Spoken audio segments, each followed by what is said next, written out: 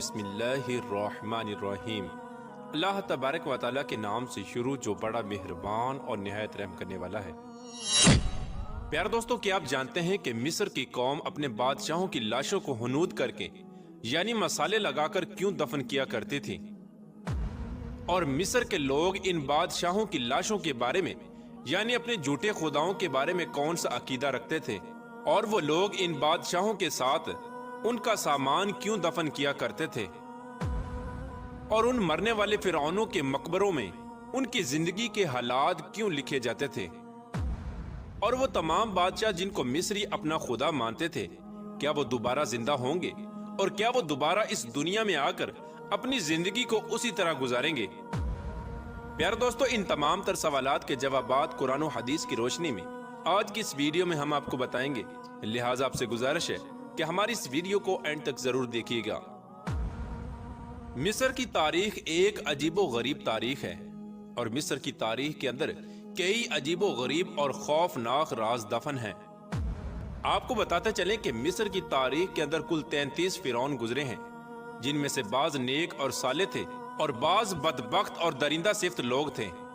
ان تمام تر فرعونوں میں سب سے بڑا جابر اور ظالم فرعون وہ فرعون تھا جو حضرت موسیٰ علیہ السلام کے دور میں تھا، جس کا ذکر قرآن پاک میں بھی ملتا ہے۔ یہ بدبخت فرعون خدائی کا دعوے دار تھا اور مسلمانوں پر اپنا ظلم و ستم کرتا تھا۔ جو لوگ اس کی عبادت نہیں کرتے، یہ اس کو سخت سزائیں دیتا اور ان کو قتل کر دیتا۔ پیارے دوستو، مصر کی قوم ایک ایسی قوم تھی جب ان کے بادشاہوں میں سے کوئی مر جاتا جن کو مصری لوگ اپنا خدا مانتے تھے، تو اس مرنے والے بادشاہ کو ایک خاص طریقے سے دفن کیا جاتا تھا۔ اس مرنے والے بادشاہ کو جو ان کا جھوٹا خدا ہوتا تھا، اس کی لاش کو ہنود کر کے یعنی ایک خاص قسم کا مسالہ لگا کر دفن کیا جاتا تھا۔ مصر کی قوم وہ واحد قوم تھی جن کو ایک خاص قسم کا مسالہ تیار کرنے اور اس مسالے کو لگا کر بادشاہوں کو دفن کرنے کا فن آتا تھا۔ اس خاص قسم کے مسالے کی وجہ سے فرعونوں کی لاشیں گلنے سڑنے سے محفوظ رہ جاتی۔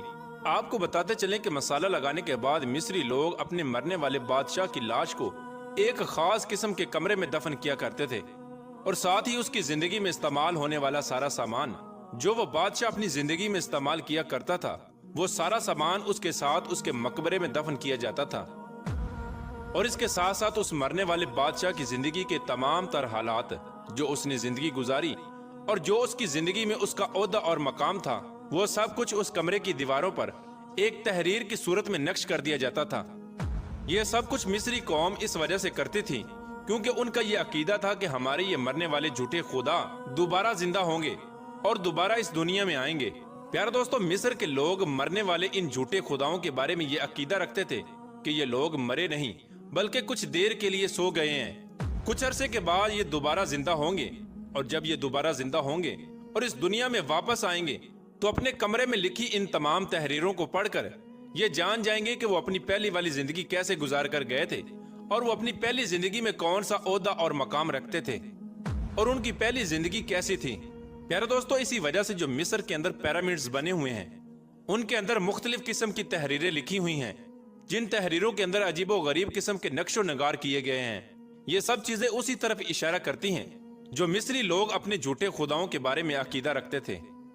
پیارے دوستو، آج بھی مصر کے اندر آپ کو بہت ساری ایسی لاشیں ملیں گی جو صحیح سلامت پڑی ہوئی ہیں اور دنیا کے لیے عبرت کا نشان بنی ہوئی ہیں۔ ان کا صحیح سلامت ہونا اسی وجہ سے تھا کہ اس دور کے اندر ان لاشوں پر ایک خاص قسم کا مسالہ لگایا گیا تھا، اور اسی خاص قسم کے مسالے کو لگا کر ان کو دفن کیا گیا تھا، جس کی وجہ سے آج بھی ان کی لاشوں کے ڈھانچے محفوظ ہیں۔ پیارے دوستو، اب بات کرتے ہیں کہ مصر کے لوگ جو یہ عقیدہ رکھتے تھے کہ ہمارے مرنے والے جھوٹے خدا مرے نہیں بلکہ کچھ دیر کے لیے سوئے ہوئے ہیں اور یہ دوبارہ زندہ ہوں گے اور دوبارہ اس دنیا میں آئیں گے، اس بات کے اندر کتنی حقیقت ہے اور کتنی سچائی ہے۔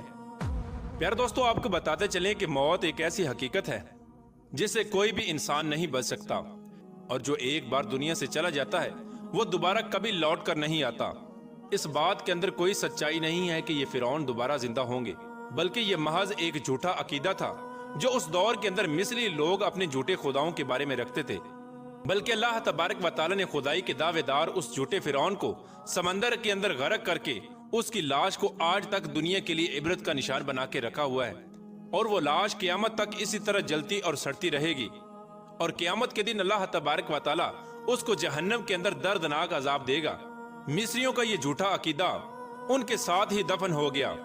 اب یہ تمام لوگ قیامت کے دن ہی اٹھیں گے، جس دن اللہ تبارک و تعالی تمام مخلوقات کو دوبارہ زندہ کرے گا اور میدان محشر لگایا جائے گا اور تمام لوگوں کا حساب و کتاب ہوگا۔ اللہ تبارک و تعالی سے دعا ہے کہ اللہ تبارک و تعالی ہمیں ہدایت کے رستے پر چلنے کی توفیق عطا فرمائے اور حضور صلی اللہ تعالی علیہ وآلہ وسلم کی محبت کے اندر جینا مرنا نصیب فرمائے۔